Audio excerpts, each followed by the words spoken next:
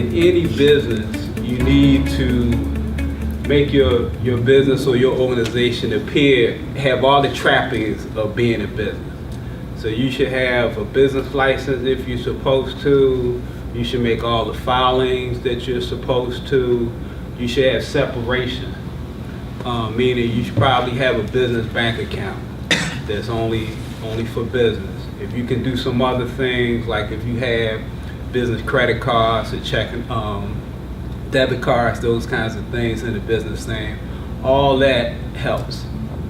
The reason why I'm saying that is because what the IRS is doing, things are changing with them, in particular with the IRS, some with the state, but the IRS in particular. They don't have the manpower that they used to, and they don't have the funding that they used to. I don't know, Allison, did you mention that I used to work for the IRS? You ain't throw that in there. Okay, you missed that part. Okay. Don't look at me like that. I was one of the good guys. Yeah, everybody like the wind sucked out the room. Yeah, should we leave now? Nah, that was years ago. That was years ago. I used to be in the federal building, 3-4 blocks from here, 8th and Marshall. Go in there every day. But they don't have the manpower. The people that I used to work with, a lot of them are retiring now. So when I run into them, either they retired or they talk about retiring. So what they're doing is they're going for the low-hanging fruit, meaning the easy stuff.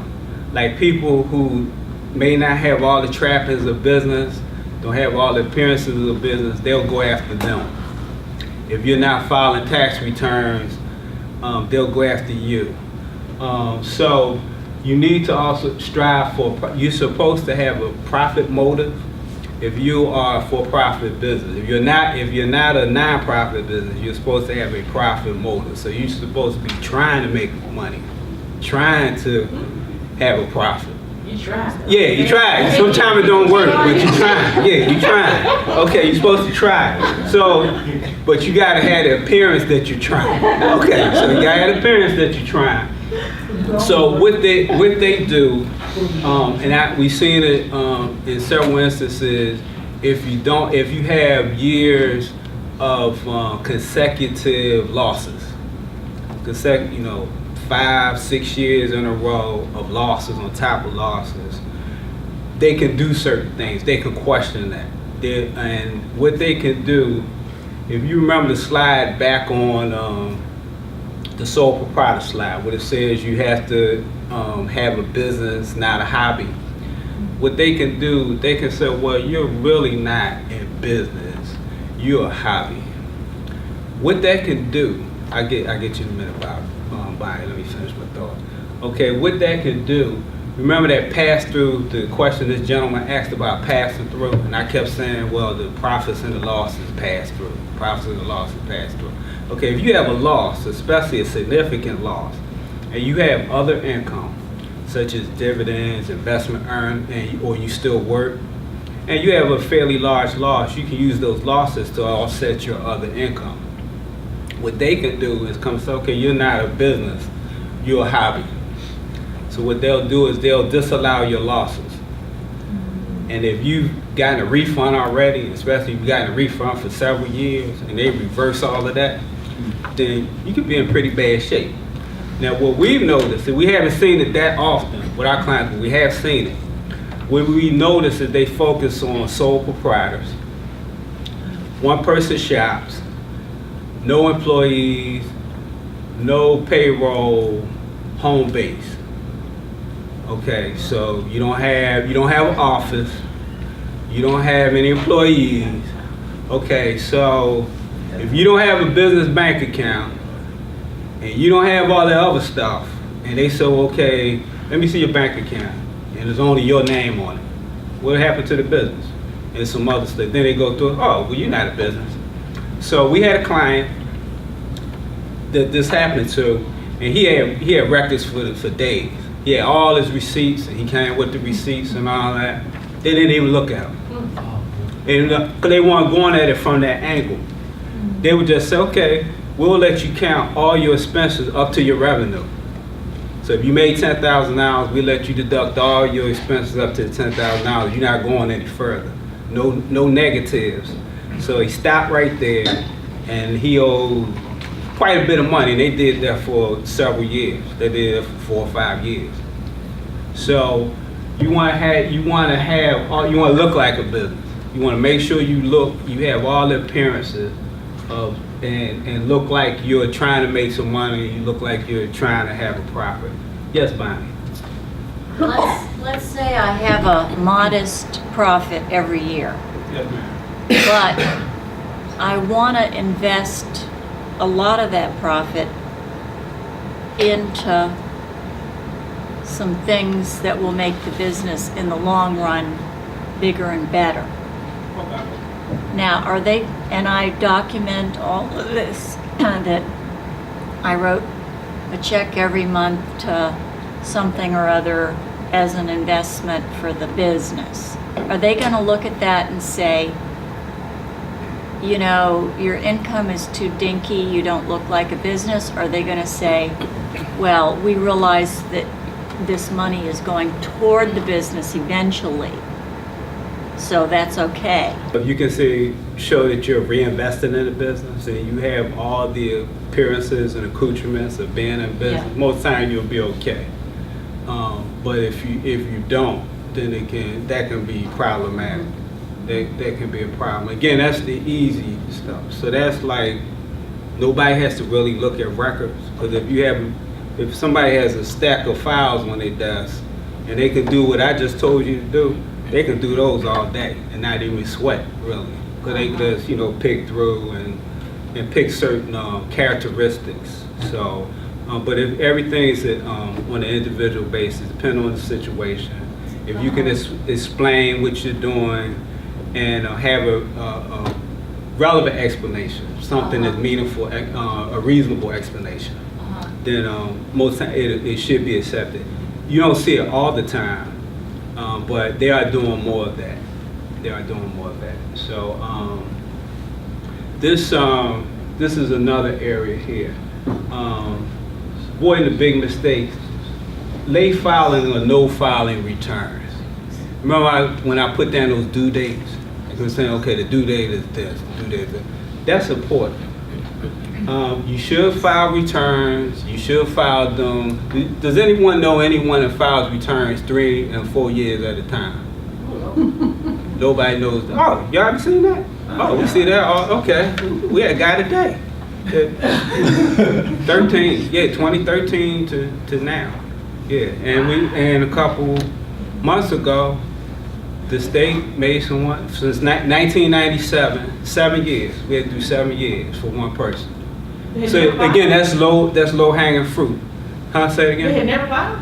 They had filed 97, and it was intermittent years, 97 to 2012. 97 to 20, not every year, but you skip a year here and there, but it was 7 years. Now think, 1997. This is a person? This person. They were, and I run, sole proprietor. And he installed cable. He was a cable installer, and for a couple years he did dump trucks. So yes, so he was in business. When they found him, and he accumulated enough, he owed $20,000-$30,000. There was no help. They just said, okay, this is what we calculated. If you can't produce any returns, this is your bill. This is it. So we were able to. I guess because of my background, sometimes I resist throwing things away. So I had some old software. And I looked at software several times, had it in my hand to run a magnet across it and hit it with a hammer and all that stuff that I do to kill records.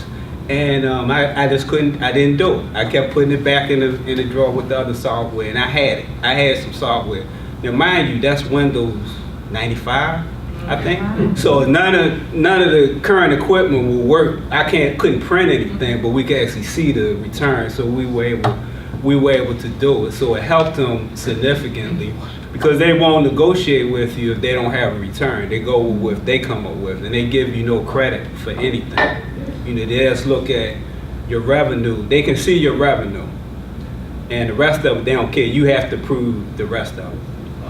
So, yes, sir. What's the statute of limitations if they owe you a refund and say you were locked up or you were in prison or whatever reason you didn't file for a number of years, but you were entitled to refunds for those years? Generally 3 years. 3. Yeah, generally 3, unless there's some extenuating circumstance like what's going on now with the fires and the hurricanes and all that kind of thing. But generally 3 years. So if you file an old return and you have a refund, you'll get a thank you letter. And they'll say thank you for, we received your return, thank you very much for filing. And then you'll have these codes on it.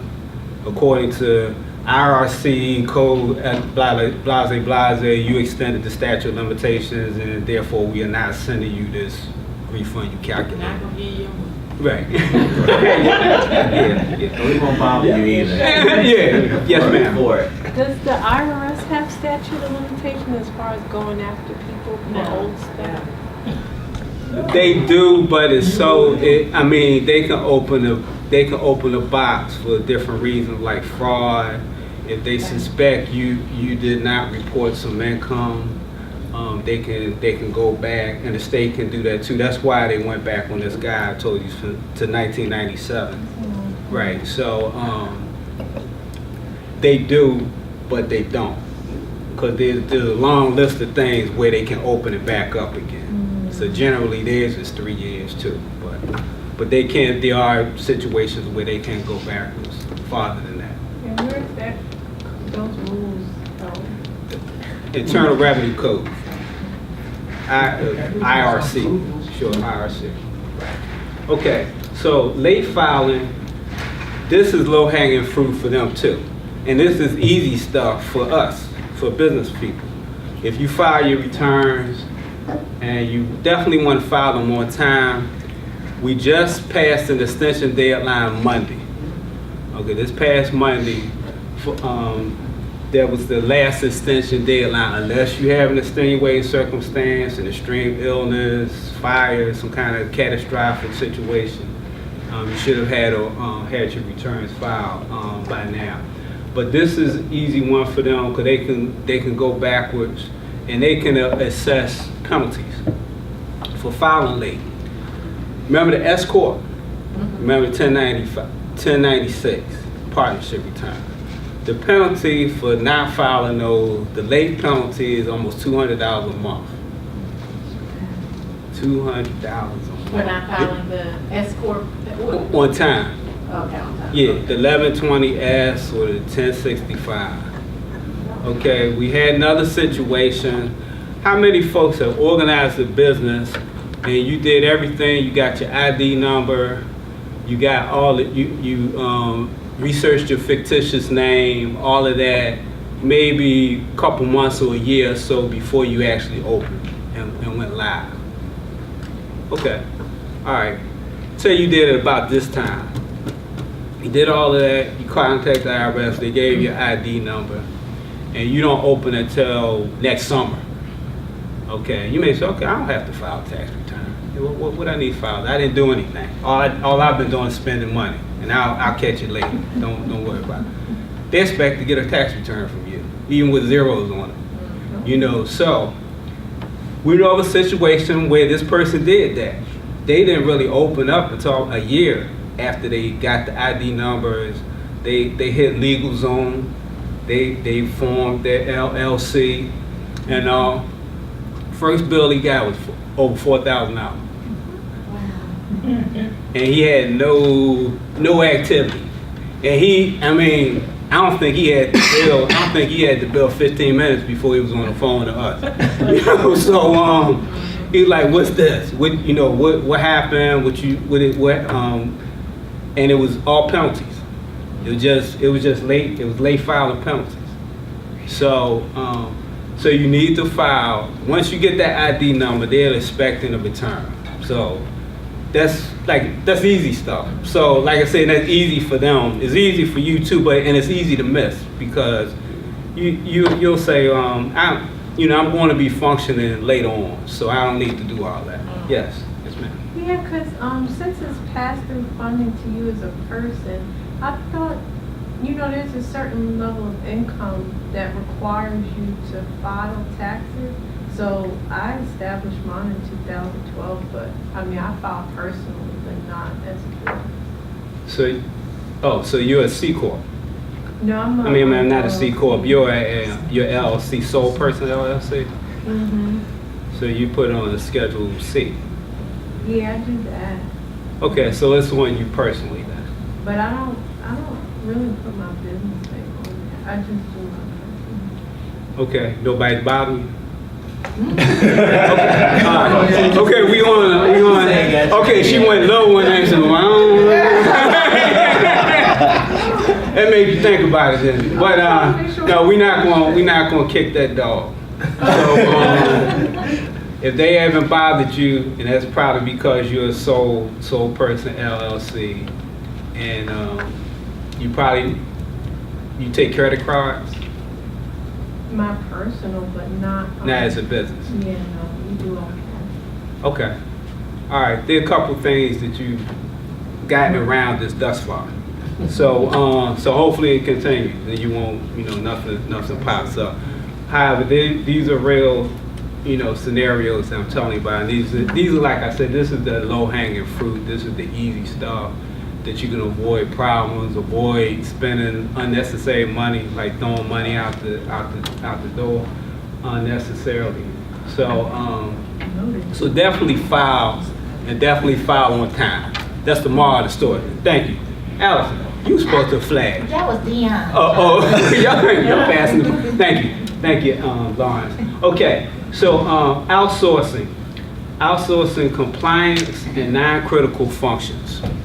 Okay, what is this outsourcing compliance? What do y'all think that is? Making sure you file the stuff on time. Right, well that's what we do. Filing tax returns, that's compliance. That's compliance with tax rules. So make sure you're compliant. If you can't do it, then like I said, outsource it. We do not. Okay, for your accounting stuff. Okay. right, counting, some other things, various filings that you may have to do, which you asked about as far as the 25, 50, 53. You can ask the IRS to count your LLC as a corporation, tax you as a corporation. Okay, so that will help. Non-critical functions. Well, compliance and non-critical functions mean non-critical to the business. It's not the core of what you do. One thing I would suggest that you outsource is payroll. Okay, other functions.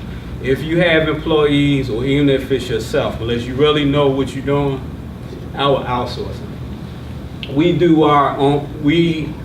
outsource our payroll, and we do know how to do payroll, but there's so many moving parts to it, and it's not worth it to make a small mistake and spend so much time and the penalties and all. It would be more beneficial to outsource it. And in today's times, it can be very inexpensive and a very little bit of time as far as outsourcing the payroll. You're doing 1099 status. You're utilizing other subs or. Okay, you should do that. We'll come into that. What? Oh, I'm sorry. 1099s, like 1099 miscellaneous. If you use other people to do certain functions, like in construction or in certain professional services, you might outsource those functions. In certain instances, you have to issue 1099s to them. So you're documenting what they've been paid. So that's another area that the IRS somewhat is focusing on. If you do not issue the 1099, there's a penalty for each one that you don't issue that you were supposed to issue. So, and even with W-2s, the same thing. So outsourcing the payroll. And as far as payroll is concerned, make sure if you do, make sure as far as payroll taxes, make sure you turn the payroll taxes in. You deposit them. You turn those in. The reason being is that money is counted as trust money. What that means is once you withhold the money from the employee, it's no longer your money. It's no longer the company's money. It's the employee's money. And they act on that very fast. The State Department of Taxation acts on it, and the IRS acts on it quickly. And that's the kind of taxes that they put padlocks on folks' doors about. And they put levies on your assets and those kinds of things. They give you latitude with some other things, but with that, I haven't seen any latitude. And that's the kind of thing where they have revenue officers that will come out to your business about payroll taxes. They take that very seriously. So that one you don't want to play with, okay? And you want to defer whatever you can and whenever you can. If you have a large transaction and it's going to occur around Christmas time, right before Christmas, right after Christmas, and you can delay receiving the funds for it and your cash basis, 9 out of 10, you probably want to wait until the new year. See if you can delay getting it until the new year. So you would defer paying the taxes on and dealing with the taxes until the new year. Another thing is our retirement plans. Okay, you can do a lot of various things with retirement plans, especially if you are a corporation or LLC that's organized properly. And so you can utilize those as far as your planning is concerned. And so you can defer income, you can accumulate assets, because at some point, none of us are going to want to work or be able to work like we're working now, as hard as we are now. So you want to maximize what you have and save on taxes. So deferring is one way to do that. Okay, we're coming down the home stretch. Okay, now all this, we covered a lot of ground. And I know I took a middle of the road, broad brush approach, but that's how you got to do it with this, because we could drill down. I didn't come in here to give y'all a headache, make your eyes glaze over, none of that. I didn't come here for that. I came here to give you hopefully some user-friendly, practical things, some tips you could use, and some awareness. Again, like I said, there's some stuff that's going on out here with these regulatory agencies that you need to be aware of. People are tripping on. One thing I'll go back to as far as avoiding the big mistakes. We have another situation, dump truck operator, sole proprietor, 6-figure income, 6 figures, right? Over 100,000 a year, one person, making this consistently over 100,000. And the lowest tax bracket is 10%. He's probably somewhere in the 20, 25, 30 tax bracket, given his income. Always has large tax bills in the end. And remember those folk I alluded to, they do taxes 2 and 3 years in a group, one of those people. So accumulated a huge tax bill over time. And sole proprietor, every year, he's advised, you probably need to change your tax structure, your organizational structure. You may want to look at a corporation, and when everything is being finalized, he can tell us basically what we're going to say before we say it. I know what you're going to say.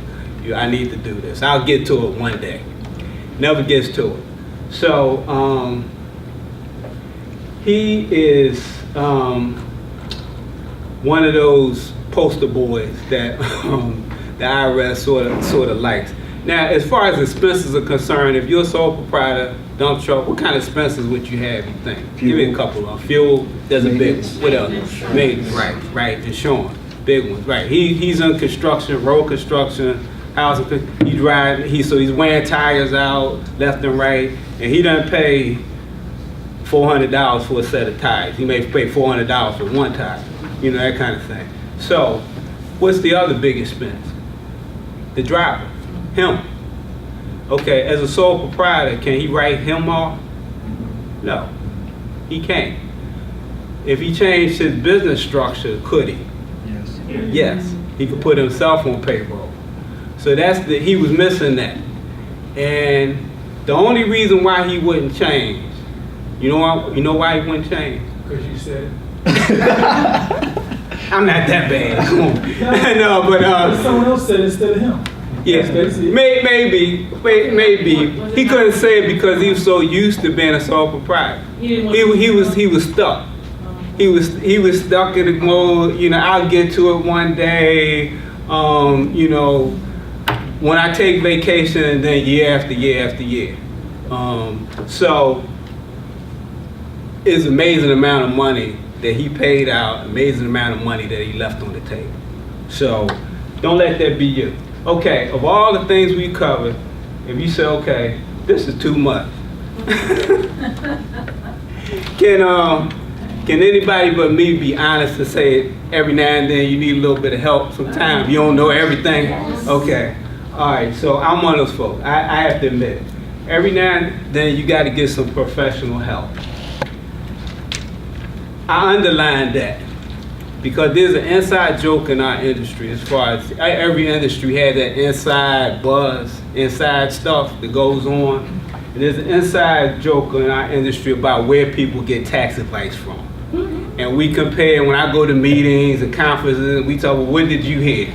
And folks getting advice from the beauty parlor and from the barber shop and they aunt that, you know, can bake the good pies and all that, and she's giving advice while she's cooking and all that kind of stuff. And they actually act on it. It's good to listen to. I like a good story too. I sit there and listen to a good story. You know, but you need to get good advice, good sound advice. You know, you can't make good decisions with bad advice. So be careful where you get your advice from. These are some of the situations when you should consult professional assistance when you're going through life transitions. So these are some of the areas: marriage, child, retirement, death, disability. If you're establishing or expanding a business, government compliant activities. So a lot of what we talked about this evening are government compliant activities. Things that are outside of your skill set. Again, if you don't know, if you're not sure, if you don't have the time to do it, if you don't want to do it, some things you just don't want to do. We've done taxes and other things for accountants, and because they don't want to fool with it. They say, okay, I don't like it. You know, there's some CPAs, I like auditing, but I don't like taxes. I like financial statements, but I don't want to fool with this other stuff. So y'all do that. So if you in any of this, get some help. Just get some help. Okay, you don't have to go this alone. Good professional. Okay, this is what to look for in a good professional advisor. Okay, so they're professional, they communicate well, there's chemistry among y'all. You all can communicate with each other. If you can't, then you probably need to keep looking. Okay, they're competent, and whatever you need done, they can do it. You gotta start there. Can they do what you need done? They have experience in doing it, and they help you with a vision. They help you to see where you're trying to go. Sometimes they can even see the good one will see what you don't see. You know, they see in the blind spot. So we all have them. We all have the blind spot. The slide before, 2 slides back, when I talked about life situations, when you go get help. When you're going through those stages, your blind spot gets bigger. So what you could see before, you can't see now, or you can't see it fast enough. So you have to, so they help you to develop a vision, and they help you to navigate a knowledge and navigate your blind spots. And it's somebody you can trust. They encourage you and they challenge you to improve. You don't need a yes person. So you don't need somebody that's going to agree with you just because it's you. And just because you said it. You know, of course we say it in a professional way. And we say it nice. But we do say it. We do tell you that, you may not say, that is the craziest thing I've heard in my life. Well, why would you do that? You know, I'll say it, we'll put a little honey on it. Okay, so, but they will challenge you because they're trying to help you. And they want to help, they want to see you progress. That guy I told you about the dump truck, I hated to see that happen year after year. But, you know, I just had to keep rewind, hitting the rewind button. Hey, and showing them the numbers and hitting it and say, okay, you know, all right, he could pay it. That was the thing. That there will be a day when he can't pay it. That's gonna be ugly. You know, see, so that was one reason why he kept doing this, because he could pay. He had the money to pay. So, all right, so these are some of the things that you would look for in a professional advisor or someone that you would be looking to help you with your particular situation.